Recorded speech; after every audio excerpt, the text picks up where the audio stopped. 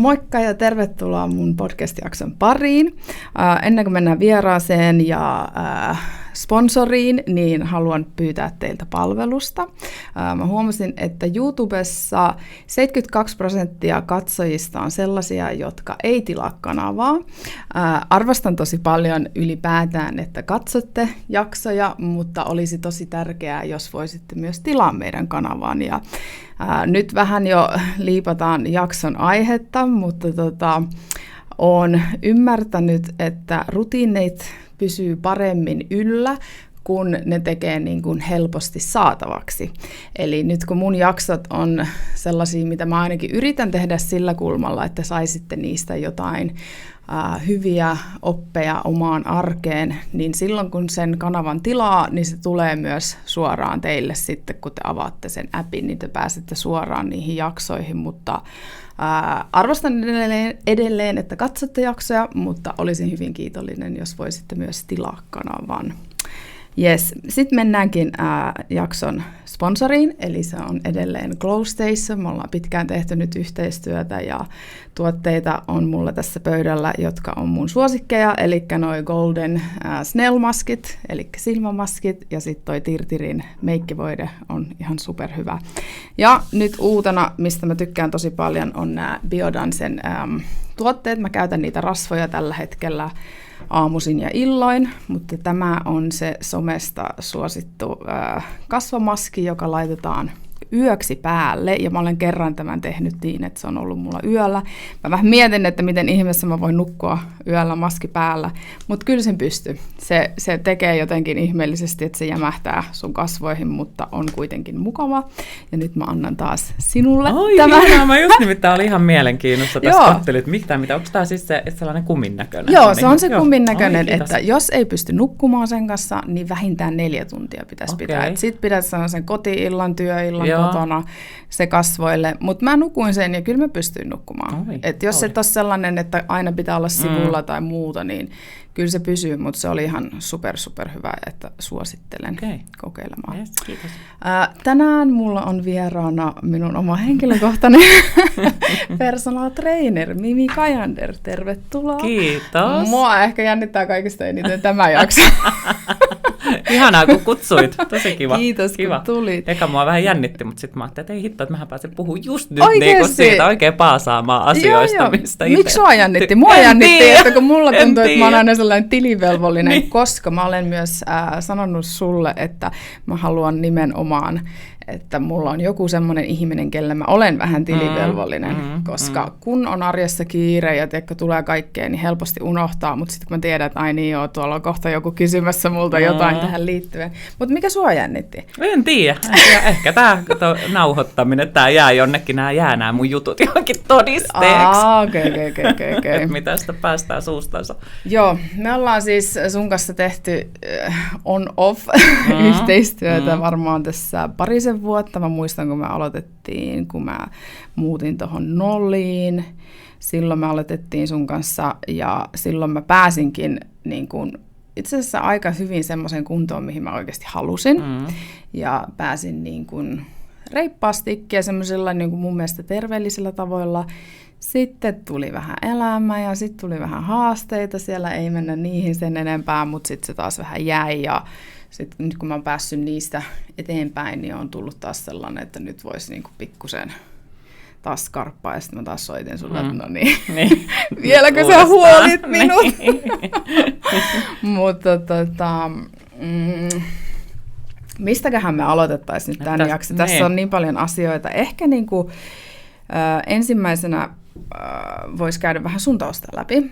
Sä oot ollut vuosia tehnyt valmentajana töitä ja sun tavoite oli ilmeisesti alun perin, että sä tulisit julkisten PT:ksi ja lähtisit Amerikkaan sitten valmentaa julkiksi, mutta nyt se on ilmeisesti muuttunut niin, että sä haluat niinku tavallisten ihmisten arkihyvinvointia. Kerro vähän tästä. Kyllä, en tiedä minkä takia oli ehkä joskus 18-vuotiaan, kun itse rupesi käymään salilla, niin silloin oli ihan se, että joo, mä haluan todellakin siis julkis PT:ksi. Mä näin itteni oikein sen ruskettuneena petyperoksidiblondina ajelemassa jollain pinkillä avoautolla julkisten hienojen talojen pihaa ja kuntosaleille, mutta sitten se siitä ajan myötä muuttuu.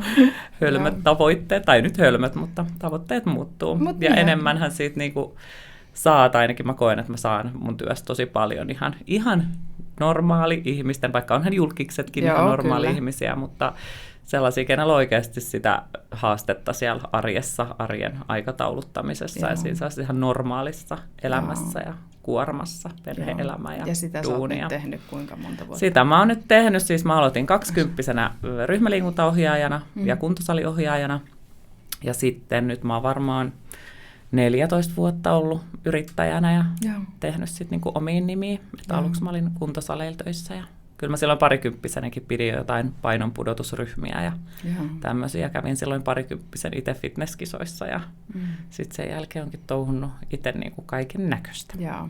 Sulla on itselläkin niinku aika monen kirjo niinku erilaisia lajeja, mitä sä oot niinku tehnyt. Se on ollut juoksu, triatloni, mitäs muuta sulla siellä on ollut kaikkea. Sä tykkäät tehdä paljon kahvakuulajutuilla, mutta mikä sulla on nyt sellainen, mikä sua... No nyt mä olen menossa taas fitnesskisoihin. Ootko sä ollut aikaisemmin fitness? Olen, siis 20-vuotiaana olen ollut. Ja nyt sitten ajattelin, että tälle ympyrä sulkeutuu, että 40 olisi aika kova, että nyt mä oon 44, että jos menisi niin kuin 45 tai 46-vuotiaana uudestaan, niin olisi aika makea, niin kuin, koska väitän, että on kovemmassa kunnossa, paljon kovemmassa kunnossa kuin silloin 20-vuotiaana. Et silloin, kun mä menin kisoihin, niin mä olin vaan sellainen naru. Et nyt voisi ehkä olla sitä massaa ja lihaserottuvuuttakin sitten siellä lavalla enemmän, mutta tämä on tällainen hullu unelma. Ja tosissaan siis triathlonin lisäksi on ollut voimannostoa ja kaikenlaista. Ja sitten musta tuntuu, että itselläni mulla on ehkä vähän se, että mä haluan jotain niin oikein ääripää juttuja. Että semmoinen, että vihaan juoksemista, totta helvetissä mä aloitan nyt juoksun. Tai en osaa uida, totta kai mä aloitan nyt triathlonin. Onko ne sitten sulla taas sellaisia, jotka sitten motivoi sua itse tekemään? On. Ja se, että koko ajan niin oppii uutta ja menee eteenpäin ja saa niitä onnistumisen iloja, niin se on ehkä se, mitä mä yritän painottaa monesti asiakkaillekin. Että ota joku, että älä niin mene sieltä, mistä on helppo mennä, vaan jos sä vihaat askelkyykkyjä, niin sit sä teet niitä askelkyykkyjä Alona.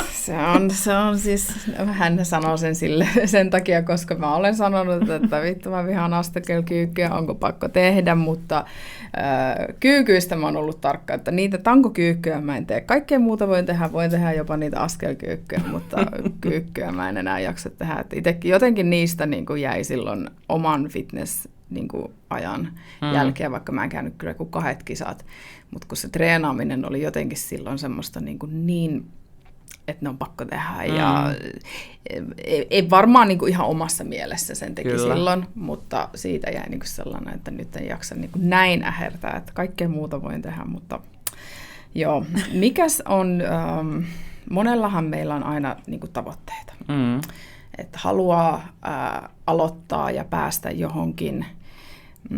Mä väittäisin, että aika harva meistä on sellaisessa tilanteessa, missä on sellainen, mä oon tyytyväinen just sellaisena kuin mä olen nyt. Et vaikka kuinka väitetään ja vaikka kuinka on kehopositiivisuutta tällä hetkellä, niin mä silti väitän, että ihmisillä on aina joku asia, minkä ne haluaisi vähän niin kuin muuttaa ja tekee sen tavoitteen. Niin mikä on niin kuin sellainen asia, mikä... että miten aloittaa nyt, jos jollakin on se tavoite, että haluaa päästä pisteeseen X, niin mistä aloittaa? Niin kuin painon kanssa. Painon kanssa. No kyllä se on se ruokavalio, mistä pitäisi aloittaa. Ja toki ehkä nyt eka sellainen niin kuin kokonaisuudessaan se arjen tarkasteleminen, että mikä se on se, mikä on niin kuin ehkä eniten retuperällä siellä. Et toki jos sä nukut ihan päin P-tä tai et niin kuin liiku yhtään tai näin, ja että pystytkö sä siihen ruokavalion muutokseen, vai pitäisikö se olla, että lisää vähän liikuntaa, vai mikä se on? Se on tietty aina vähän yksilöllistä, mutta kyllä se nyt yleensä se painon pudotus lähtee sieltä ruokavaliosta.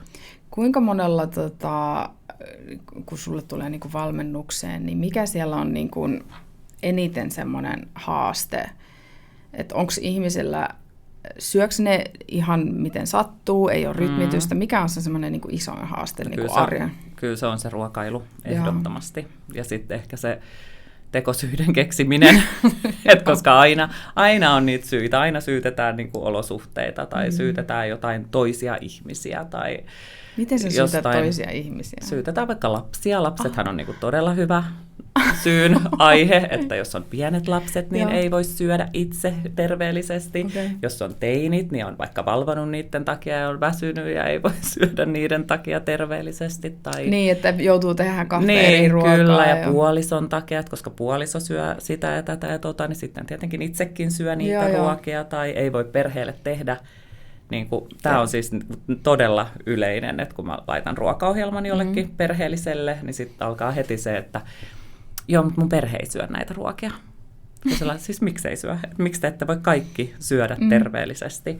Että aina sanotaan sitä, että mä en halua tehdä kahta eri ruokaa, että mä joudun nyt tekemään perheelle muun ruoan kuin itselleni. No miten sä ratkot tämän? Mitä sä sanot heille? No sanon yleensä aina, että miksi ette voi syödä kaikki samoja ruokia. Tai sitten niin, että voithan sä paistaa vaikka itsellesi jauhelihat tai kaikille jauhelihat ja ottaa siitä sitten itselle sivuun ja tehdä sitten muille jonkun kermajuustokastikkeen siitä, jos haluat. Joo. Ja sitten sama keittää makaronit ja ottaa itselle sivuun. Joo. Mä mietin joskus itse kanssa samaa tilannetta, mutta sitten mä joko tein niin, että mä aloin tekemään kaikille samaa, mutta sitten mulle helpointa tuossa tilanteessa oli se, että mä tein niinku omat ruuat valmiiksi itselle, jotta mulla oli 2-3 päiväksi niin omat ruuat, niin sitten jos vaikka halusi, kyllä mä sen niin kuin ymmärrän, että lapset, nuoret ei välttämättä jaksa niin kuin sitä kanaa ja riisiä joka päivä tai jauhelihaa ja makaroni myös niin kuin joka päivä, että ne haluaa vaikka sen lasagnen tai jonkun lihapullakastikkeet ja muuta tämmöistä, niin silloin se mun ruoka oli jo niin kuin valmiina ja sitten tekee sitä. Niin, että se on ehkä sillain, miten mä itse ratkaisin ton silloin, mutta nyt tänä päivänä, kun mun tytöt on vähän vanhempia ja hekin on innostunut niin kuin treenaamaan ja katsoo vähän mitä syö, niin kyllä nyt kun ne on katsonut niin kuin mua, niin ne on sillä, että no voisitko sä tehdä mullekin meal preppiä ja sitten ne syö niitä mun meal preppejä ja muuta, että kyllä se niin kuin, että jos sen haluaa, niin varmasti pystyy sen sitten. Kyllä, ja sitten että sä voit just meal preppaa itsellesi vaikka sunnuntaina useammalle päivälle niitä ruokia. Nehän menee siinä tosi nopeasti, että kun moni on aina, että ei ole aikaa siihen mene, niin kun sul kiehuu riisit ja paistuu jauhelihat samaan aikaan. Ja sitten just tekee sit sille muulle perheelle sit ruokaa siinä arjessa, jos Mutta jotenkin tarvii. Se on niinku monelle se on niinku haastava ajatus, että ne ruuat pitäisi tehdä valmiiksi. Kyllä. Ja ajattelee, että siinä menee kauan aikaa, mutta enemmänhän menee aikaa siinä, että sä joka kerta valmistat sen. Se säästää aikaa. Se, että sä käyt niinku kunnolla kaupassa ajatuksella vaikka 2 kertaa viikossa ja sitten just teet niitä ruokia enemmän valmiiksi. Sehän säästää ihan hirveästi sun aikaa. Siis mä jostain luin, joku oli että nyt mä en muista, mutta joku siis tällainen tutkimus, missä oli, että naisilla menee monta tuntia päivässä kotitöihin. Joo.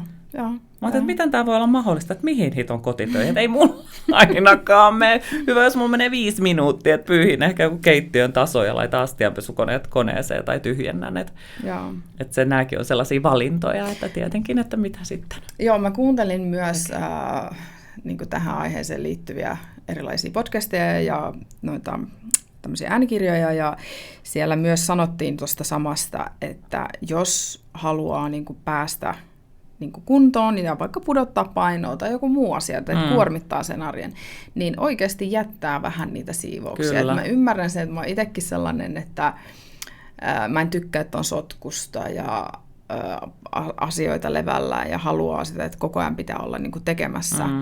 Mutta jos sä oikeasti haluat päästä siihen, niin sit sun on tehtävä jostain. Että pitää vähän luopua aina. Että sit jättää vaikka sen imuroinnin, tai et ei se oikeasti, kun se maailma ei kaadu siihen, että sitä siivousta tai niitä pyykkejä ei just nyt pestä.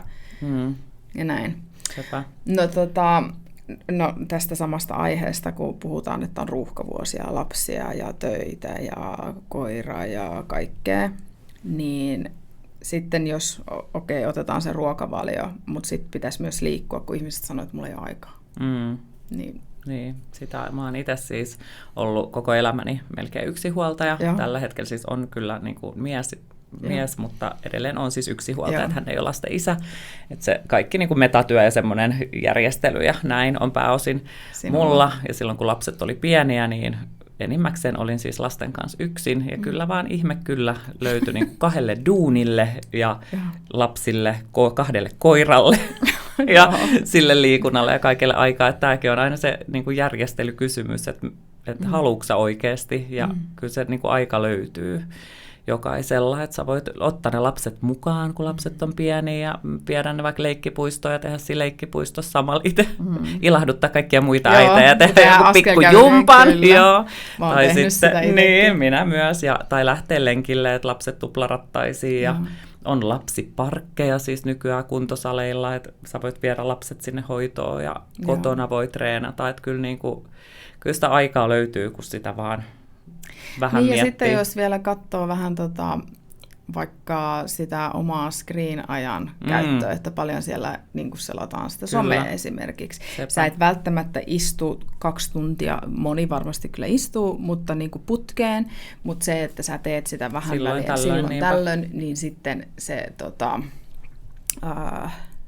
sitä kertyy. Kyllä. Et kyllä sitä aikaa varmastikin löytyy, ja itse mä oon siis ratkaissut sen niin, että mä olin aina ennen sellainen, että mä valvoin öisin tosi pitkään, koska mä koin, että tämä on sitä niin kuin minun aikaa olla rauhassa, ja lapset kun menee nukkumaan, niin mä tarvitsen. Mulla kesti vuosia se, että mä olin niin kuin tosi vannoutunut sille, että mä tarvin sen oman hetken. Joo. Ja mä tiedän, että tosi moni tekee sitä samaa. Kyllä. Kunnes mä sitten niin kuin tajusin, että okei, mä valvon pitkään, mä nukun pitkään, ja sitten mä herään niin, että meillä on tosi kova kiire, ja kaikki pitää niin kuin kiireessä saada, ja sitten ei jää sitä aikaa, ja näin päin pois. Jolloin mä aloin niin kuin sitten opettelemaan, että okei, mä koitan tehdä nyt toisin, että mä alan herään aamulla aikaisin, ja pakotan itseäni siihen, että mä nousen aikaisemmin ja teen niin kuin aamulla, koska myös lasten kanssa ja myös omassa päässä mulle paras vaihtoehto on se, että mä treenaan aamuisin.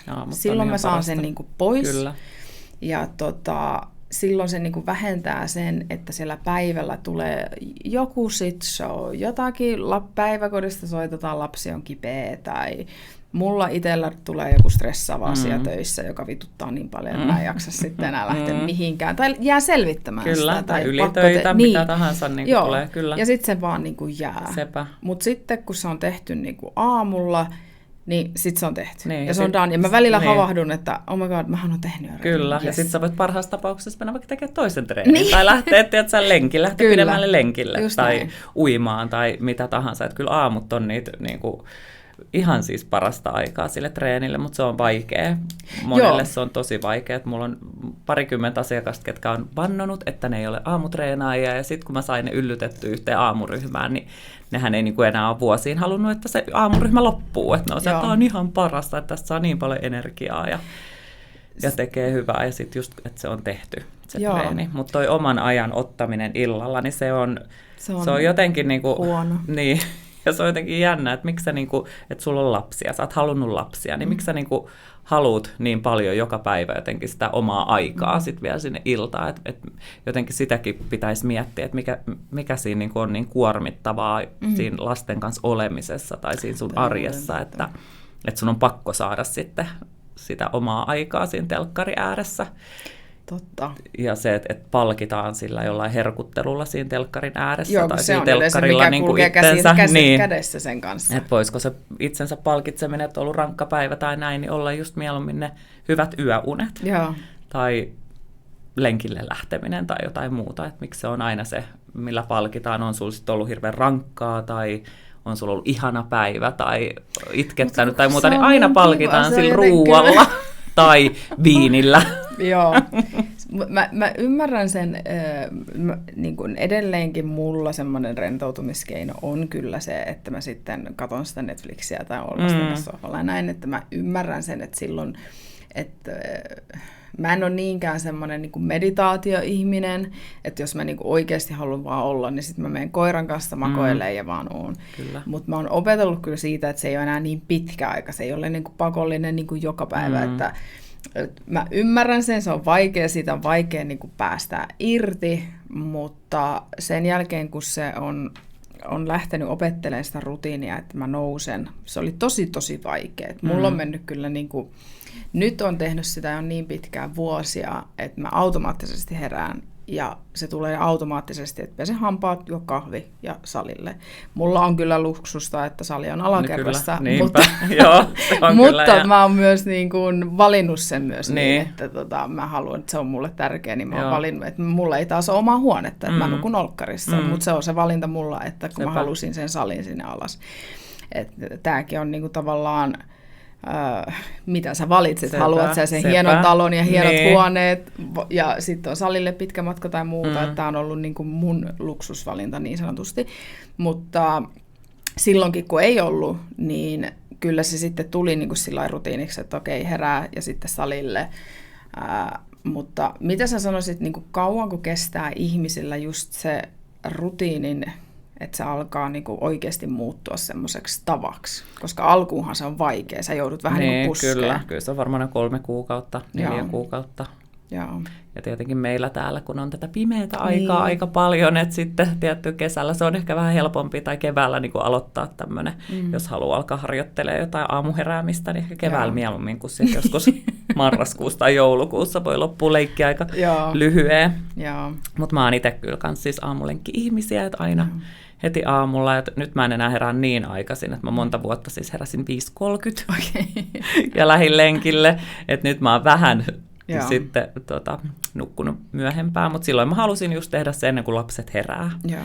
Että silloin kun oli tai on joku lasten kanssa, tai kun lapset oli isompia, niin pystyi heräämään 5.30 ja jättää ne itsekseen ja lähteä lenkille. Mulla on suurin osa kuuntelijoita naisista, niin mä sillä puhunkin enemmän, ja itsekin kun olen kiinnostunut omasta hyvinvoinnista, niin sen puolesta niin monesti ajatellaan, että he tarvitsevat sen joka minuutin nukkuakseen, niin ootko samaa mieltä siitä, että mieluummin, että sanotaan, että vaikka jättäisi puoli tuntia vähemmäksi niitä unia, mutta tekisi sen liikunnan, niin se voi tuoda oikeasti paljon enemmän energiaa kuin se, että nukkuisi, pitäisi kiinni siitä. Kyllä, ehdottomasti on sitä mieltä, että yleensähän se siinä käy niin, että kun sä alat tottua siihen aikaiseen heräämiseen, niin myös se sun nukkumaanmenoaika aikaistuu. Että siinä pitää vähän aikaa kärvistellä, että vähän aikaa joutuu ehkä mennäkin pikkasen pienemmillä unilla, mutta kyllä se alkaa se rytmi sieltä aika nopeasti muuttuu, mutta se ei muutu sillä, että sä teet sen aamulenkin vaan yhden kerran viikossa, että sit sitä heräämistä pitäisi oikeasti totta kai olla melkein joka aamu. Joo. Mä muistan, kun mä aloitin, mun oli tosi vaikea herätä, ja mä päätin ensin, että mä tein ensin niin, että mä pelkästään siirryn makuuhuoneesta olohuoneeseen, että laitan valot päälle ja sohvalle istumaan ja juon siinä kahvia, että mä en edes yrittänyt heti tavallaan, että no niin, nousee ja lähde salille, vaan mä tein sen, että opettelin pelkästään heräämään. Et monesti ihmiset tuntuu siltä, että ne ottaa heti, että lähtee muuttamaan kaikki. Kyllä, onko parempi just, että lähtee pikkuhiljaa tekemään jotakin steppejä? Joo, ehdottomasti pikkustepeillä liikkeelle, niin sit siitä pienistä puroista syntyy iso meri, vai miten se menee? Mutta kun se on niin totta. Mutta tuosta aamuheräämisestä mä oon itse sitä mieltä, että saman tien vaan ylös ja ulos. Koska sitten monilla käy niin, että ne rupeaa vähän liikaa siinä, antaa itsellensä vaihtoehtoja ja pohdiskelee sitä asiaa. Että no en mä nyt ehkä nyt sitten lähdekään mihinkään, kun jäädään sinne mukavasti johonkin sohvalle ja sitten yhtäkkiä onkin, jos miettii, toki me ollaan eri tilanteissa yrittäjinä silleen, että me voidaan elää niiden omien aikataulujen kanssa, mutta sitten ne, kenen pitää olla 8 tai 9 jo töissä, niin sitten ne jää liikaa haaveille sinne ja sitten ei ehikään. Että semmoinen, että ei antaisi itsellensä mitään vaihtoehtoa, että jos sä oot illalla päättänyt sen, että nyt mä herään aamulla ja lähden lenkille, niin ei edes kato ulos, mikä sää on, vaan äkkiä vaan vaatteet päälle ja ulos, ja sitten siellä ulkona vähän miettiä, että oho, mitäs täällä nyt tapahtuu. Joskus kiireisenä aamuna mä oon tehnyt myös sen, että mä oon laittanut, että mä oon nukkunut sellainen puhdas sporttitoppi päällä, ja silleen, että mun ei tarvitse muuta kuin housut ja huppari päälle. Tosi hyvä. Mutta on kuullut, että jotkut jopa nukkuu treenivaatteet päälle. Mahtava. Että ne herää ja lähtee saman tien, koska se oma mieli, siis mikä siinä on, että se on niin vahva, että me pystytään itsellemme selittämään kaikki. Mä oon aivan loistava siinä, mutta mikä siinä on? Se on se meidän, varsinkin tietenkin nykyaikana, jos nyt miettii Netflixiä, niin no se nyt ei liity sillä ehkä omaan mieleen, mutta kuitenkin liittyy, kun ennen vanhaan katsottiin yksi sarja esimerkiksi viikossa, että sä katsoit sen sarjan, mikä tuli telkkarista keskiviikkoiltaan 8 ja menit sen jälkeen nukkumaan. Niin nykyään meillä on siis suoratoistopalvelut täynnä niitä sarjoja, että sä voit koko ajan katsoa sen seuraavan sarjan. Ja sitten me ei niin jotenkin osata taas se mieli, että me ei osata stopata sitä, että nyt mä katson tämän yhden jakson ja lähden nukkumaan.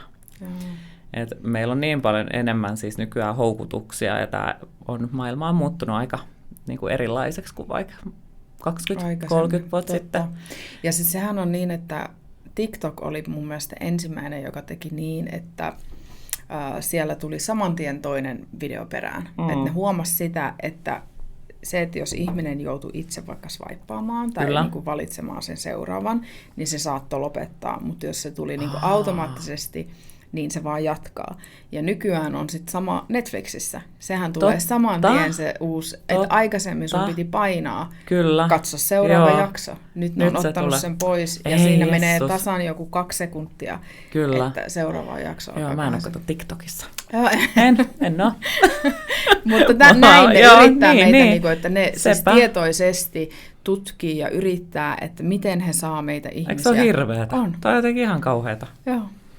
Niin. Se on ihan hullu. Ja sitten mietitään, että jos meillä aikuisilla on vaikeaa, että miten se tulee olemaan meidän lapsilla. Sepä. Se on sellainen asia, mitä itse niin kuin nykyään, että puhutaan siitä, tai puhuttiin siitä, että nuorempana mä halusin tehdä niiden julkisten kanssa töitä, niin nykyään olen siis miettinyt hirveästi sitä, että haluaisin nuorten kanssa tehdä liikunnan eteen töitä, että nuoret passivoituu kyllä tosi paljon, mutta se nyt on sitten se on ihan oma asia erikseen. Kyllä. No mikä nyt sitten, että kun ihmiset tekee tavoitteita ja ne aloittaa ja on esimerkiksi, mistäköhän mä katsoin, että oli ollut joku tutkimus, että yli 88% esimerkiksi uuden vuoden tavoitteista niin päättyy ensimmäisen parin kuukauden aikana. Että ne ei niin kuin todellakaan pysy siinä. Että mikä on se, että miksi ihmiset ei pysy niissä omissa tavoitteissa? No mä luulen, että ainakin näistä uuden vuoden lupauksissa on yleensä aika suuret tavoitteet. Ja sitten just tämä, että halutaan muuttaa kaikkea aina kerralla, että halutaan se ruokavalio muuttaa, halutaan ehkä myös työtä vähän muuttaa, keventää ja halutaan lisätä liikuntaa ja sitten sitä liikuntaakin aletaan lisää niin kuin ihan hirveät määrät kerralla. Niin sitten kun sitä kuormaa tulee, sehän on vaan niin kuin sinne sun arkeen lisää sitä kuormaa. Ja sitten jos sulla on hirveän stressaava työ esimerkiksi, niin se stressi tekee sen, että sä et pysty tekemään koko ajan niitä hyviä valintoja, oikeita valintoja. Niin se korttitalo kaatuu aika nopeasti, että sitä jaksetaan ylläpitää viikko, pari, ehkä, jos kuukausi ehkä maksimissaan ja sitten se loppuu. Ja sitten se alkaa kesällä uudestaan. Niin, tämä juuri. Kesää. Ja sitten ei ehkä olla mietitty niinku tarpeeksi niitä, että mitkä ne on ne omat niinku oikeasti realistiset tavoitteet ja mitkä on niinku oikeasti ne motivaation lähteet, että minkä takia sitä muutosta halutaan. Ja, kyllä siinä pitää aikamoista sellaista niinku itsetutkiskelua käydä läpi, koska se jojoiluhan on kaikkein pahinta, että sä aina pikkasen tiputat sitä painoa jollain hirveän tiukalla dietillä tai hirveällä määrällä liikuntaa. Sitten sä kyllästyt siihen, sä väsyt siihen, pää ei kestä ja sä rupeat taas elää eri lailla, että sä syötkin taas hirveästi tai jätät sen liikunnan kokonaan pois, jolloin se paino yleensä tulee vielä niin kuin nopeammin ja se koko ajan niin kuin nousee, että sä tiputat sen muutaman kilon, tulee 4 kiloa lisää, muutama kilo, 4 kiloa lisää. Että löydettäisiin sellainen kultainen keskitie ja semmoinen tapa, millä niin kuin pystyy elämään. Ettei se ole liian tiukkaa tai liikaa sellaista räkkitreeniä, jos ei siitä tykkää. Jos sulle tulee niin kuin asiakas, joka sitten haluaa päästä sitten kuntoon ja tekee just tällaiset tavoitteet, niin sanoiko se hänelle niin kuin suoraan? Että nyt sanon, joo, kyllä. Koska miten ne siihen reagoi, kun nehän on sillä, mehän halutaan niin, heti. No, monet ottaa sen niin kuin neuvon vastaan. Ja tekee niin kuin mä sanon. Mutta sitten monet on sillä lailla tälle joo, mutta sitten tekee ihan mitä lystää. Ja tätä on niin kuin kumpaankin suuntaan. Et siis monethan luulee, että kun hommaa PT:n, niin se on joku taikanappula. Että kunhan mulla on ne ohjeet, niin se riittää. Maksetaan siitä, että otetaan ne ohjeet, mutta sitten ei kuitenkaan noudateta niitä. Siinä on jotain niin kuin ihan käsittämätöntä, että sitten kun mä laitan ruokaohjelman, ja pyydän sitten, että laita vaikka kuvia sun ruuista tai näin, niin mitä itsekin ehkä sinullakin tapahtui. Joo. Niin sitten ne ruoat ei ole yhtään sitä, mitä siinä ruokaohjelmassa on. Ja sitten vaan mietit, että okei, selvä. Oi, nyt mä vähän häveän. Tämän takia mä en halunnut sua vieraaksi. Että jostain syystä niin kuin ajatellaan, että enpä tiedä, että mitä ajatellaan. No mä voin kertoa rehellisesti siis, mitä mä ajattelen, niin sitten ehkä saadaan niin kuin sekin. Kyllä. Että mullahan on se, että mä katon sen ohjelman, mä hankin ne ruuat ja mä aloitan niitä. Mun työ taas on sellaista, että mulla tulee tosi paljon palavereita, yleensä ne on ravintoloissa, asiakastapaamiset on monesti ravintoloissa, sitten on näitä vaikuttajatapahtumia tai mitä tahansa tämmöisiä tapahtumia, niissä on aina ruokaa, niissä on aina alkumalliot ja niissä on aina sitä ja tätä ja tota. Ja sitten alkuun mä ajattelin, että että mun kuuluu näissä käydä ja näitä ei ole niin usein, kunnes mä sitten aloin katsomaan, että on niitä aika usein. Kyllä. Ja siinä sitten, niin kun, että mä alussa ajattelin, että jos täällä käy nyt harvoin, niin se ei ole niin iso asia. Mutta sitten tosiaan kun sunkin kanssa juttelin, kun mä olin sillä, että kun ei se paino tipu, että no ei varmaan, kun siellä ravintoloissa käy. Mä sanoin, mutta en mä käy niin usein. Ja sitten mä oikeasti niin listasinkin, sitten mä olin sillä, että no mitä vittua. Näitä on ollut tässä niin 2 viikon sisään niin 5. Ja se on aika paljon. Se on paljon. Ja sitten kun mäkin monesti ajattelen, että kun niissä on terveellistä ruokaa yleensä. Että eihän siellä syödä pizzaa tai hodareita tai tällaista, mutta silti ne ruuat, mitä siellä on, niin ne on niinku ylimääräistä energiaa. Ja, näin. Ja se kesti niinku mulla tosi pitkään niinku tajuta. Tai sitten jos mä lähden jonkin kuvausreissuun, niin mä ostan sitten Shelliltä jotain jonkun reissumiesleivän, kunnes mä sitäkin katsoin, niin siinäkin on joku 450 kaloria. Joo. Ja ravintolaruoat, vaikka se ei olisikaan mitään hampurilaista tai niinku tämmöistä niinku mättöruokaa, niin ne on yleensä tosi rasvasia. Joo, ja mä oon tämän sanonut jossakin aikaisemmin, että mehän käytiin miehen kanssa paljon fine dining ravintoloissa, kun hän tykkää niinku käydä kaikissa uusissa, ja hän on tosi tämmöinen kulinaristi. Ja mä ajattelin, että kun fine dining, että sehän on niinku pikkuannoksia ja terveellistä. Mutta sitten mä vähän tutkin asiaa, niin nehän on niinku, niissä käytetään voita. Kyllä. Ihan hulluna myös sen takia ne kaikki epämääräiset ruuat, mitkä kotona maistuu paskalle, niin maistuu tosi hyvälle. Että tää oli niinku ehkä mun semmoinen, mikä kesti tosi pitkään tajuta. Ja nyt mä oon vähentänyt tosi paljon käymistä, mä en käy näissä tapahtumissa paljon, tai jos mä käyn, niin mä en syö siellä. Että mä otan siellä kahvin ja jotain, ja et pitää vaan niin kuin kieltäytyä. Ja alkuun se on ollut vaikeaa, mutta huomasin, että helpointa mun on kieltäytyä silloin, kun mä oon itse syönyt hyvin. Niin, totta. Joo, ei kannata lähteä mihinkään juhliin tai tapahtumiin nälkäisenä. Mutta nämä on siis tällaisia, että mitä ihmiset luulee, että on terveellisiä ja kevyitä, niin nämähän on niinku niitä sudenkuoppia, että vaikka joku piknikin uuniperuna-annos, mitä laskin siis kerran huvikseni, että paljon siinä on kaloreita, niin yli 1000 kaloria siinä, että sä otat sen uuniperuna, kun ne laittaa sitä soossiakin siihen niin kuin ihan hirveät siis määrät. Ja uuniperuna. Kyllä, ja kun ne laittaa sinne mä valitsin siihen itse silloin niin kuin lohen ja avokadoa ja jotain tällaista, ja sitten siinä oli ehkä katkarapuja, ja sitten mä rupesin laskemaan, no niin, ei tarvikaan muuta syödä enää koko päivänä. Ja sitten salaatit. Että vaikka ajatellaan, että joku kevyt salaattiateria, niin sielläkin voi olla se salaatin kastike, avokado, pähkinät. Ja sitten ihmiset ajattelee, että nämä on niinku niitä terveellisiä rasvoja, mikä on totta, mutta kun ne on silti rasvaa ja ne on silti kaloria. Ja kun fakta on se, että jos me syödään enemmän kaloreita, eli energiaa saadaan kroppaan, mitä me kulutetaan, niin se paino nousee. Se on ihan sama, onko se terveellistä vai epäterveellistä. Niin silti se nousee. Ne on ollut hyvin ne videot, missä sä oot laittanut, että tässä on tämän verran kaloreita. Joo, tässä, pitäisi tehdä niitä enemmän. Joo, pitää tehdä niitä enemmän, koska niinku kuitenkin niissä on ne terveelliset ruoat. Sitten ihmiset ajattelee, että mä syön tässä pussillisen taateleita tai pähkinöitä. Tai ja sitten mun äitikin veti aina pähkinöitä, että en tiedä miksi paino ei niinku laske.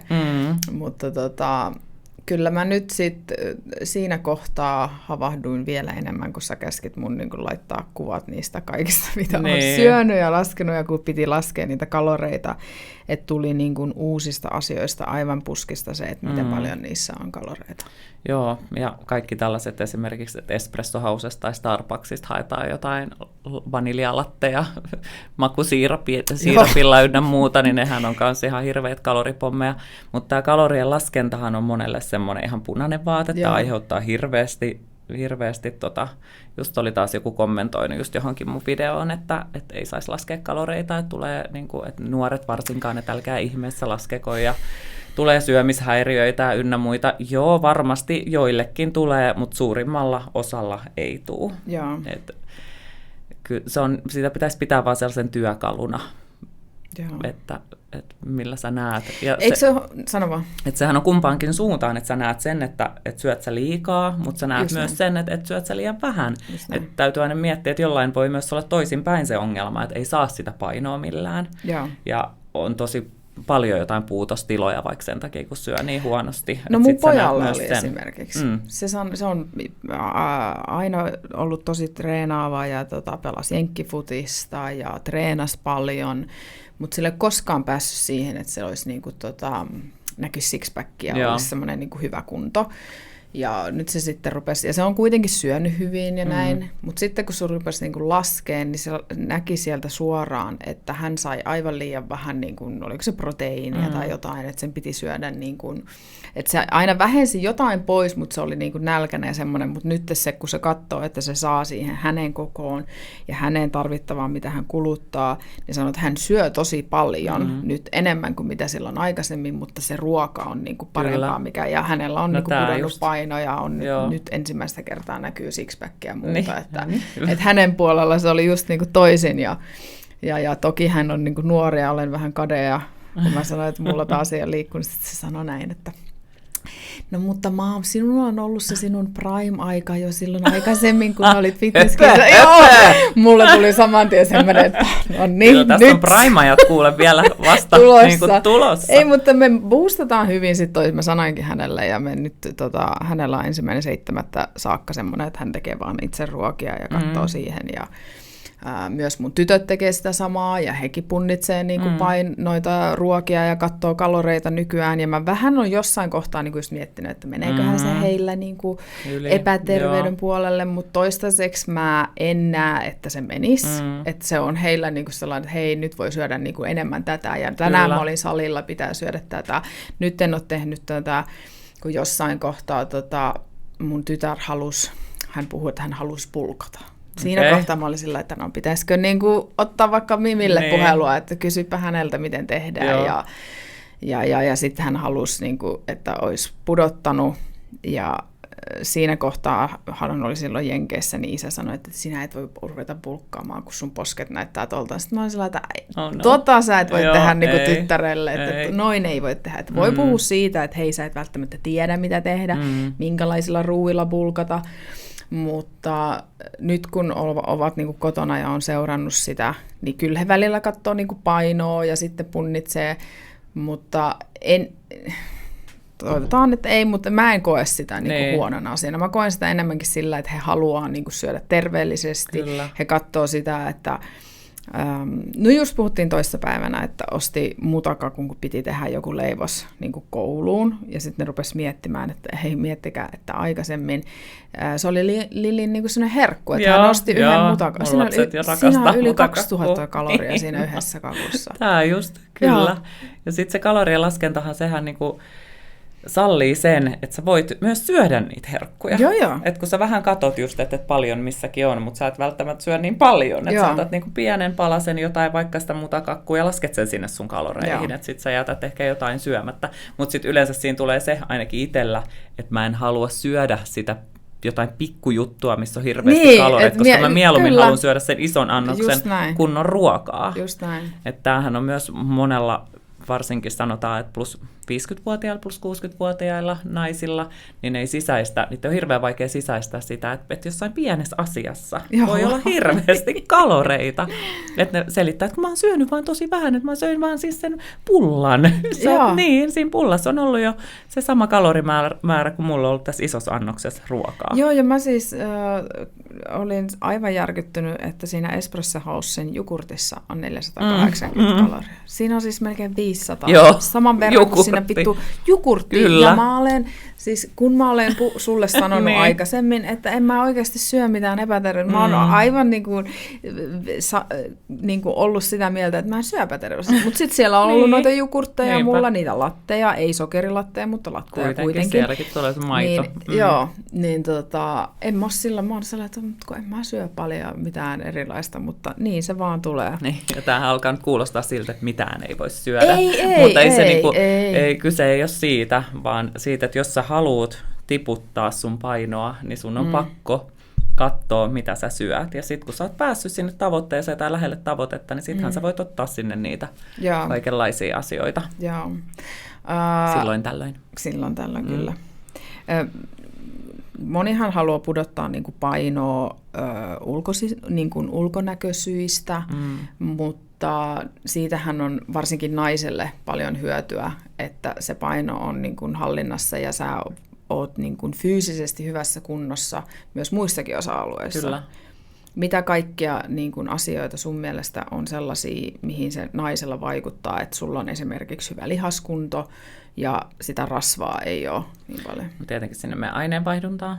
Se lihas, mitä enemmän sulla on lihasmassaa, niin sitä enemmän sun kroppa vähän niin kuin toimii. Et sun lämmönsäätely on niin kuin koko ajan, sun keho on lämpimämpi, jolloin sä poltat enemmän niitä kaloreita, että sun perusaineenvaihdunta on vähän vilkkaampi ja tietenkin hormonitoimintaa varmasti. Mä en ole mikään hormonitoiminnan asiantuntija, mutta vaikuttaa kyllä ja kuukautiskiertoon siihen sun PMS-oireisiin vaikuttaa ihan älyttömästi, kyllä. kun sulle ei ole kauheasti ylipainoa ja sä pidät itseäsi liikkeellä. Joo. Sen on huomannut, sä sanoitkin mulle siitä, että kun sitä sokeria jättää, niin se tulee myös pienentää niitä PMS-oireita, ja sen on huomannut nyt tosi paljon. Että ja ihoon vaikuttaa myös tosi paljon, totta kai. Se on totta. Että sekin on ollut mulle nyt paljon parempi, mutta tosiaan nyt huomaan sen, että ei sitä samanlaista menkkaturvotusta tuu kuin aikaisemmin. Se oli ihan hirveä. Siis mulla niinku turpos niinku joka kerta ennen menkkoja vähintään 2 kiloa. Ja se on semmoinen, että sä niinku tunnet, kun se on sellainen aivan super epämukava. Et sen takia, että kun mä mietin vaikka jotain herkkupäivää, niin mä oon sellainen, että mä en tiedä, haluanko mä vetää niinku niitä sokerijuttuja, kun se on niin pahaa. Ja tietenkin siis vaihdevuosiin vaikuttaa paljon, että mulla alkaa olla sellaista vaihdevuosi-ikäistä asiakasta aika paljon, niin kyllä nythän tätäkin käytetään hirveän markkinointikikkana sitä, että esivaihdevuosioireisiin tällainen ja tällainen ruokavalio ja vaihdevuosioireisiin tällainen ja tällainen ruokavalio, vaikka se ruokavalio on ihan sama, että kun sä syöt niin kuin järkevästi, riittävästi proteiinia ja hiilaria ja maltillisesti rasvaa ja pysyt siellä miinuskaloreissa. Niin. Mutta eikö nyt ole myös, minäkin olen esivaihevuoden ikäinen ja näin, niin että se lihaskunnon treenaaminen tässä iässä on äärimmäisen tärkeää siksi, että se auttaa näihin meidän esivaihevuosi-oireisiin, mutta se, että me myös pysytään mahdollisimman, koska meillähän lihakset tulee surkastuun, mitä vanhemmaksi me tullaan. Kyllä. Että jotta me pysytään oikeasti kunnossa, että kuinka moni nainen on sellainen, että minä en halua salia treenata. No on, hirveästi. Arvaa mun suurin osa asiakkaista. Tai suurin osa asiakkaista on sellaisia, että eivät ole ikinä käyneet salilla ja haluavat sinne salille. Okay. Ja arastelee tosi paljon sitä salille menemistä. Ja sitten mä aina yritän toitottaa sitä, että ketään ei kiinnosta, kukaan ei sua tuijota siellä salilla. Että kaikki on niinku kiinnostuneita vain siitä omasta treenaamisestaan, että sinne vaan. Ja sitten mä teen yleensä asiakkaille semmoisia aika lyhyitä ohjelmia aluksi sinne salille, että sinne olisi niinku matala kynnys mennä ja yksinkertaisia liikkeitä, ja ei tarvitse olla siellä niinku mitään monta tuntia. Mutta kyllä se on, että yleensä naiset ajattelee, että ne tekee kotitöitä, puutarhatöitä ja kävelee, ja se riittää. Mutta kyllä se sitä lihaskuntotreeniä vaatii. Ja aluksihan voi aloittaa myös kotona, mutta kyllä sitä pitäisi sit siirtyä pikkuhiljaa niiden painojen ääreen, jos haluaa, että sitä lihasmassaa oikeasti tulisi. Niin, koska se vaikuttaa niin paljon kaikkeen meidän selkärankaan, meidän lonkkiin, niveliin, kaikkiin, että kyllä mä nyt oon äärimmäisen tyytyväinen sillä, että mä oon pistänyt meidän lapset treenaamaan ja salille, jotta se heillä pysyisi, että ja kaikki, jos miettii nykypäivänä, että istutaan niin paljon että tehdään se duuni, tehdään tässä asennossa ja auto ajetaan tässä asennossa, puhelimella ollaan tässä asennossa, ruoka tehdään tässä asennossa, että sä pääset sinne salille vahvistaa sun selän lihaksia ja keskivartalolihaksia ja hartioita, niin se ei joku plussaa. Ja sitten pystyy jaksaa sen staattisen duuninkin paremmin, eikä tuu niitä selkähartiavaivoja ja muuta. Kuinka paljon, jos nyt sitten nainen haluaa ruveta treenaamaan ja laihduttamaan, niin kun sitten mietitään sitä, että pitääkö minun tehdä kardioa hirveästi, niin tarviiko sitä tehdä paljon? Laihduttamisen takia ei oikeastaan tarvii. Tärkein olisi se tietty, että sä saat sitä lihasmassaa, että sun aineenvaihdunta kiihtyy ja sitten se ruokavalio. Mutta kyllähän me tarvitaan kardiotreeniin sitten taas muihin asioihin, että me tarvitaan meidän terveyden takia, että sitä voisi ajatella enemmän sellaisen sydämen takia, keuhkojen takia, hapenottokyvyn takia, ja tarvittaisiin monipuolisesti myös sitä, että tarvittaisiin sitä pitkää peruskestävyystreeniä ja sitten tarvittaisiin myös sitä vauhtikestävyystreeniä ja maksimikestävyystreeniä. Kaikkea tarvitsisi liikkuvuustreeniä, lihaskuntotreeniä. Joo, mä kuuntelin yhden semmoisen naisen, joka puhui menopause-asioista, niin se sanoi, että olisi hyvä, että vähintään kerran viikossa olisi sellainen kunnon heat-treeni, missä nainen tekee. Mutta mä oon ratkaissut sen sillä nyrkkeilyllä. Koska mä vihaan sitä en mä saa itteeni samalla lailla tekemään kuin se, että joku siinä käskee tehdä tuolla tavalla. Joo, että se on se mun yhden viikon. Joku helppohan on semmoinen, missä itse saa sykkeet ylös, on vaikka mäkivedot, että menee juokseen mäkivetoja, että jonkun kävelylenkin yhteydessä vaikka jää juoksee 2-6 mäkivetoa tai sitten porrastreenit tai tällaiset ja sitten se kuulostaa jotenkin, mulla tulee itsellänikin ihan sellainen ähky, että kun kaikkea pitäisi tehdä, että pitää olla salilla ja uimassa ja juoksemassa ja vaikka mitä. Mutta kannattaisi yrittää miettiä se niin, että kaikkea ei tarvitse tehdä viikossa, eikä kaikkea tarvitse tehdä koko ajan. Että sä voit kehittää sitä sun lihaskuntoa vaikka talvikauden ja sitten vaikka kesäkauden kehittää sit sitä aerobista kuntoa. Joo, just näin. Että kaikkea ei tarvitse tehdä joka viikko onneksi. No, nyt kun on tämä uusi buumi, missä yritetään laihduttaa tosi nopeasti lääkkeen avulla. Mitäs mieltä sinä olet tästä lääkkeen käytöstä, koska tuntuu nyt, että aika moni julkkis on siihen mennyt. Ihan totta. No, ootko huomannut, miten nopeasti tosi moni julkkis on laihtunut? Joo, no muutaman ehkä, kyllä. Joo. Ja tosi monihan on laihduttanut sillä lääkkeellä, Ozempicilla tai jollain vastaavalla. Musta se on siis ihan järkyttävää. Mä siis itse tietenkään en ymmärrä sitä, koska sen lääkkeen avullahan sähän voit syödä mitä vaan. Että sun ei tarvitse tehdä niitä terveellisiä valintoja käsittääkseni sen lääkkeen kanssa, niin eihän sillä terveyden kanssa sinänsä mitään niitä, jos mä ymmärtänyt, että se vie sulta ruokahalua pois. Kyllä, niin. Eli todennäköisesti sä joudut syömään jotain ravintolisiä, että sä saat kaiken tarvittavan. Kuinka moni sitten tekee tuskin. Vitamiinit, tuskinpa. Että jos se sun ravinto jää vähäiseksi. Tai sitten vääränlaiseksi. Että sä voit syödä vaikka muutaman ranskalaisen ja sä oot kyllänen. Ja eihän sitä voi jatkaa loputtomiin. Että sitten kun se lääke loppuu, niin palaatko sä sitten kuitenkin takaisin niihin vanhoihin tapoihin. Niin, ja sitten, että kun mä en tiedä, että tiedetäänkö, että mitä edes tapahtuu sitten, kun sä sen lopetat. Ja mikä vaivaa ihmisiä nykyään, miksi se on valmis tekemään duunia jotenkin minkään eteen. Tämä on tämä itteeni mietityttää. Että... No mä jotenkin sen ymmärrän, koska kyllä mulla tuli tuossa semmoinen kohta, että kun mun paino nousi sinne 80, tai se oli 79,9, että se ei vielä alkanut kasilla, mutta kun mä näin sen, niin mä olin sillä, että mitä vittua.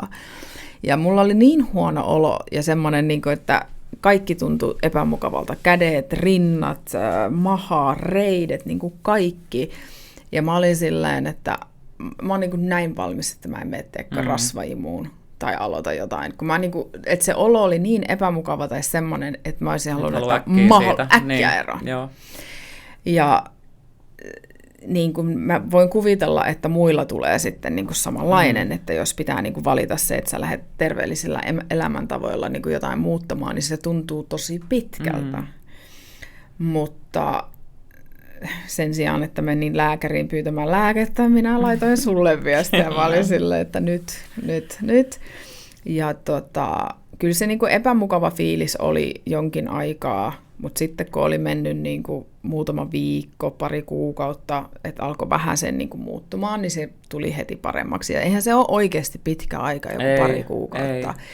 Että ja mä jostain katoin jonkun videon, kun yksi valmentaja sanoi, että sen sijaan, että sä meet nyt johonkin leikkaukseen, niin kokeile vuosi olla, niin kuin, että panosta vuoden verran siihen sun hyvinvointiin. Niin on, että miten nopeasti meillä menee aika. Että kun ne leikkaukset ja kaikki tommoset on kuitenkin, leikkauksissa on aina vaaroja ja siinä on palautuminen ja siinä voi tulla mitä tahansa ja säkin sanoit mulle hyvin, että tärkeintä olisi niinku opetella ne uudet rutiinit ja elämäntavat sinne arkeen. Se on niinku uusien tapojen opettelua ja se on vaikea, jos sä oot elänyt vaikka 40 vuotta tai 30 vuotta jollain tietyllä tavalla, syönyt tiettyjä asioita ja liikkunut tai ollut liikkumatta, niin sehän sä joudut niinku rakentaa sitä sun koko arkea uudestaan. Ja siksi mä just aina puhun, että pienistä niinku askelista, vaikka kuinka haluaisi nopeasti niitä tuloksia, niin silti niinku sillai pikkustepeillä liikkeelle. Joo.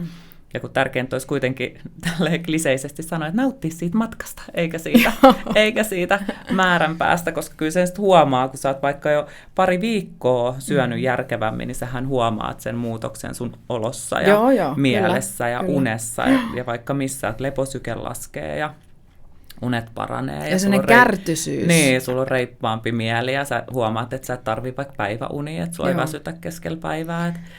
Että niin pysähtyisi niihin ja miettisi, että nythän on jo niin kuin tosi hyviä muutoksia tapahtunut, että tästä on vaan... Ja myös se, mitä säkin sanoit, että kun tarvii sitten illalla sen oman ajan, niin kun katsoo mitä syö ja on se parempi olo, niin mäkään en ole esimerkiksi mun pinnajalle yhtä kireä, niin kuin esimerkiksi lasten kanssa, että ei mulla tuu niin sellaista, että tarvitsen tämän oman ajan. Toki ne on teini-ikäisiä, sieltä saattaa tulla välillä, mutta ei läheskään samalla tavalla. Että kyllä hekin on huomannut niin kuin sen eron, että voi paremmin ja on rauhallisempi.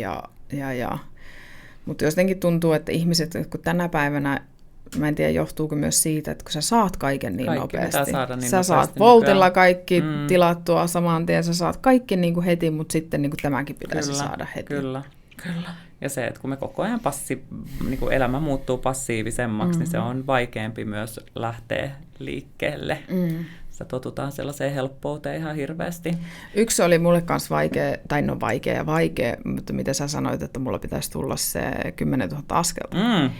Koska mä ajattelin, että mähän menen salille ja mä käyn koiran kanssa lenkillä, niin mä olen hyvin, niin kuin, mä oon tehnyt asiat hyvin. Mutta sitten mä katsoin, että eihän mulle tuu askelia paljon ollenkaan.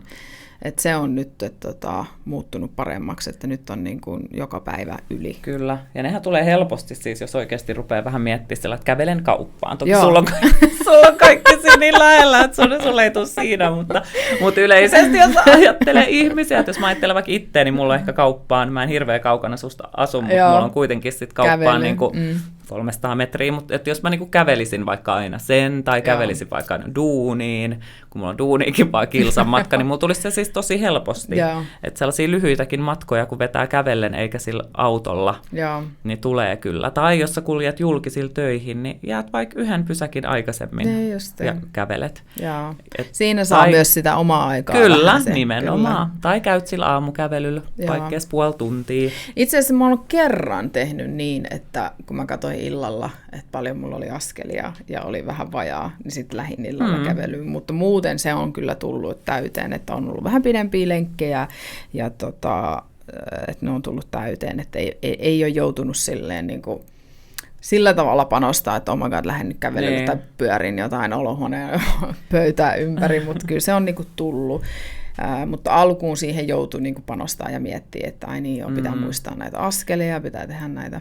Ja se niin kuin tosi monet mulle sitä sanoo mun asiakkaatkin, että ei vaan niin kuin saa sitä täyteen, mutta kyllä sen saa. Ja sitten kun pitäisi miettiä, että meitä ei ole luotu niin kuin istumaan koko päiväksi, että meitä oikeasti luotu liikkumaan. Mä sitä aina sanon, että tämä, miten me nyt tällä hetkellä eletään, niin se ei ole ihmiselle hyväksi. Ei ja vastapainoksi pitäisi tulla ihan sairaasti sitä liikuntaa. Tämänkin mä oon jostain lukenut, mutta siis se oli joku ihan älytön määrä, mitä oikeasti pitäisi liikkua päivässä, että sä kumoot ne terveyshaitat, mitä tämä istuminen meille tekee ja kaikki tämä nykypäivän elämä muutenkin. Koska ennenhän haetaan kaivosta vettä tai kyllä. polttopuita tai tällaista, kun meillä ei ole enää mitään, mitä tarvitsee tehdä. Et hyvin harva enää edes tekee lumitöitä, koska kaikilla on tämmöiset lämmitettävät piha... tai joku kone vaan, missä istutaan kyydissä. Tätä on mennyt jo. Hei, yksi yleisökysymys. Noniin, apua.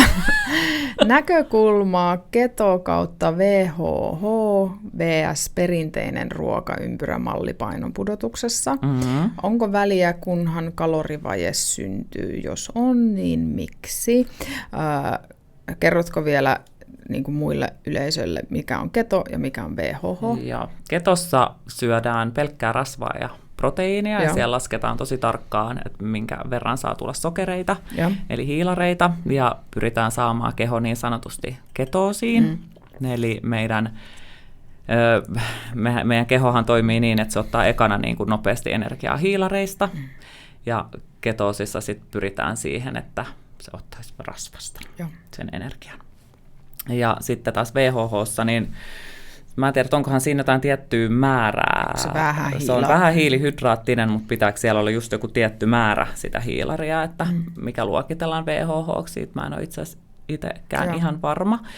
Mutta olen itse ollut siis keto-ruokavaliolla ja sain ekalla kerralla, kun mä olin ketolla, niin mä sain jonkin verran tiputettua painoa. Olisikohan ollut jopa 800 grammaa tai jotain, ei hirveästi tippunut kuukaudessa. Ja sitten tokalla kerralla mä olin, kun luin joku tällaisen tutkimuksen, että jotkut kestävyysurheilijat pystyy olemaan niin kuin ketoosilla, ja mikä on jotenkin hullunkurista, koska kestävyysurheilijat just nimenomaan tarvitsee hiilihydraattia. Niin halusin sitten vähän aikaa kokeilla silloin, kun olin triathlon harrastelija, niin mulla ei tippunut paino yhtään. Noniin. Ja johtuen siitä, että mulle ei tullut sitä kylläisyyden tunnetta siitä rasvasta ja proteiinista, että mä söin ihan hirveät määrät. Okay. Ja mä en ole ollut siis miinuskaloreilla, että mä oon syönyt ihan reippaasti plussaa. Okay. Että kyllä, että jos vaikka sä olisit ketoosilla tai VHH:lla, niin sun pitää silti laskea ne kalorit. Joo. Ja se, että ketohan käytetään siis joidenkin sairauksien hoidossa, että ketosiin sillä lailla on varmasti hyviä vaikutuksia, mutta jos sä oot ketolla, niin sä et saa kaikkia vitamiineja, mitä pitäisi ruoasta saada. Eli sä joudut käyttämään lisäravinteita. Okay.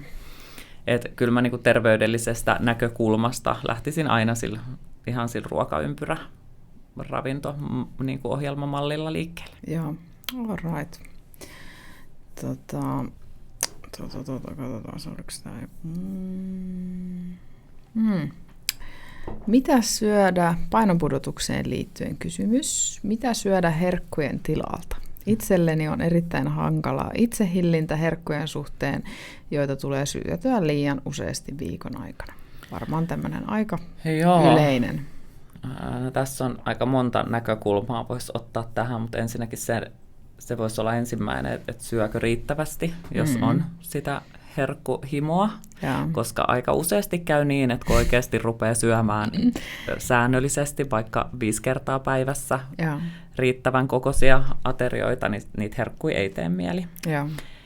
Ja se on muuten totta. Niin. Se on niin totta. Mä huomaan sen heti, jos on vähäsenkään jäänyt jotakin väliin, niin tulee heti sellainen, että jahas, mitäs voisi ottaa. Ja se ei loppu. Ei niin. Ja jos sä oot syönyt jotenkin niin kuin puutteellisen aterian, voisi sanoa, että siellä ei ole riittävästi vaikka proteiinia, niin silloinhan myös tulee sitä herkkuhimoa. Okay. Että jos se on vaan joku niin kuin hiilariateria, niin se hiilari menee niin nopeasti käyttöön, että sitten sun tekee jo mieli jotain.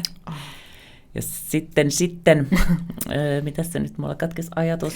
Niin, niistä herkuista, niin, mitä voisi ottaa tilalle? No, voisin lähteä tähän nyt ihan sellaisella linjalla, että ei ota mitään.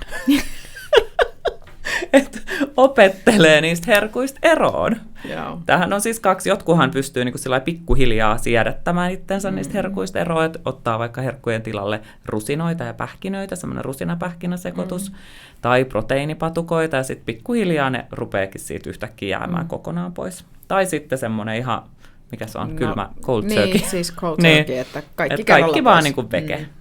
Niin sitten huomaakin, että se voi olla, että viikko eikä tee enää yhtään mieli. Se on siis kuin huume, se sokeri. Kyllä. Että sulla on niinku, mitäköhän siinä sanottiin, meneekö 3 päivää, että sulla tulee, että se on poissa kehosta ja sitten se on helpompaa. Mutta mä oon tuossa samaa mieltä, että katsoo, että se ruokavalio päivän aikana on hyvä, jolloin sitä ei tule. Mutta sitten taas kyllä välillä vähän tulee niin kuin just ennen kuukautisia, kun alkaa tulee se energiavaje ja huomaa, että väsy tulee. Ja niin kun tulee se, että sitten vähän tekee jotain mieli, niin onko mitään, niin kun, että esimerkiksi, mä en tiedä, onko tämä hyvä vai huono, mutta mä saatan tehdä sellaisen lautasen, missä mulla on kukkakaalia, porkkanaa ja kurkkua ja sitten kreikkalaista jogurttia. Ja siihen mä laitan srirachaa ja näin.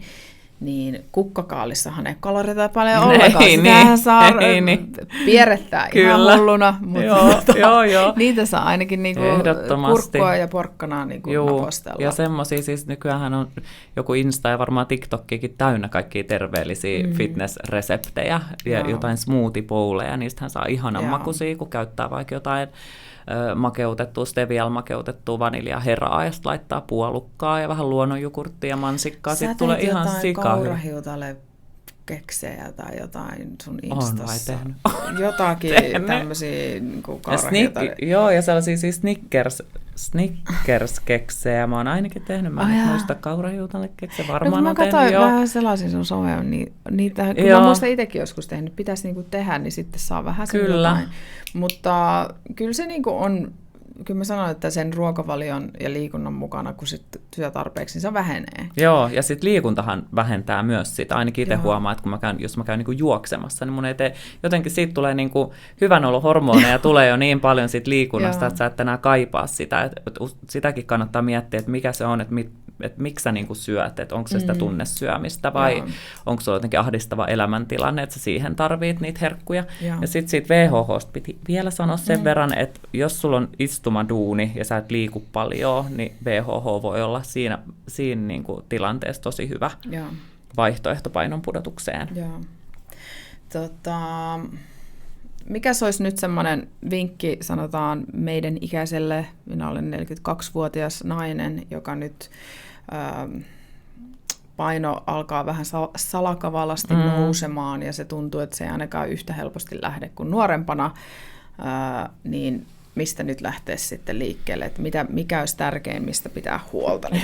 No se ruokavalio, siitä ei nyt päästä mihinkään valitettavasti. Se on. Se on, kannattaa alkaa tarkkailemaan vähän sitä, että mitä sinne suuhun oikeasti pistää, koska tässä iässä myös ollaan aika sellaisella tai halutaan pysyä sellaisella mukavuusalueella, että on ihanaa mennä vähän tyttöjen kanssa viinille ja pitää vähän mökkiviikonloppuun, mihin sisältyy kaikenlaiset herkut ja on just duunidinnereitä ja halutaan pyytää kauheasti ihmisiä kylään ja kestitä ihmisiä ja ehkä just käpertyä sinne sohvan nurkkaan ja vähän mussutella jotain, niin mutta sä sanoit hyvin jossakin sun julkaisussa, että se oikeasti vaatii sitä kieltäytymästä. Että kyllä sun, että jos sä sitä oikeasti haluat, niin harva siihen pystyy, että sä voit pitää kaikki nämä kekkerit ja syödä mitä sattuu ja silti näyttää tosi hyvältä. Ja sitten kun miettii, että se on vaan se hetki. Että itse olen niinku muutaman kerran tiputtanut 10 kiloa painoa ja sitten mä aina mietin, että on nyt se ehkä 4 kuukautta, 6 kuukautta, kun mä joudun niinku kieltäytyä ja pysyn vähän ehkä omissa oloissani, että en näe ihmisiä niin paljon. Ja sitten se on taas niinku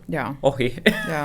Ja sitten voi niinku vähän rempseemmin elää, mutta toki jos sen painon haluaa pitää siinä, mihin sen on saanut, niin ei voi lähteä ihan niille vanhoille tavoille. Joo, ei se niinku silleen, että nyt pudotan tämän ja sitten palataan takaisin, kyllä se niinku yleensä sitten tulee. Mutta mun poika sanoi hyvin, että nyt kun se treenaa ja pitää sitä ruokavalioa, että mikään ruoka ei maistu niin hyvältä kuin se, että mikä on se tunne sitten, kun sä pääset siihen niin kuin omaan tavoitteeseen. Että kyllähän se on valintoja. Ja sitten jos miettii, että siinä vaikka puoli vuottakin pystyisi oikeasti sitoutumaan tai 4 kuukautta, niin se on sen verran pitkä aika, että sieltä jää niitä hyviä tapoja jo sinne, niin kuin uusia tapoja sinne elämään. Että ei sitä yleensä ihan kokonaan enää niin pitkän ajan jälkeen palaa niihin vanhoihin tottumuksiin, mutta jos se on vain joku kuukauden kuuri, niin silloin silloin kyllä palaa.